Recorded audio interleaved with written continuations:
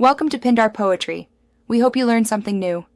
You start right now by long pressing the home screen to enter edit mode. This engages the system's widget flow. Once the gallery opens, find the app you want. Swipe between size previews to see content density and layout. You pick small, medium, or large depending on how much information you need. Tap Add Widget to place that size, then drag it to your preferred spot. This ensures the OS handles sizing correctly rather than forcing a manual scale. Once placed, you can fine-tune position and behavior. You drag the widget while in jiggle mode to snap it into the grid. That controls layout and visual balance.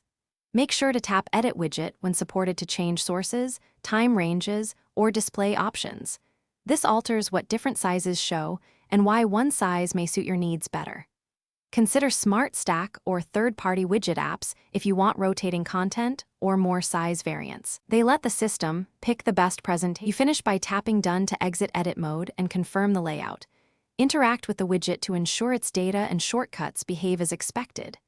If the exact size you wanted isn't available, remove that widget and reopen the gallery to add the correct variant. iOS won't scale arbitrarily. If things still go wrong, update the app, restart your iPhone, or reinstall the widget app.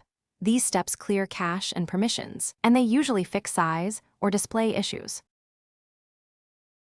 Thanks for watching. Consider subscribing if we helped you.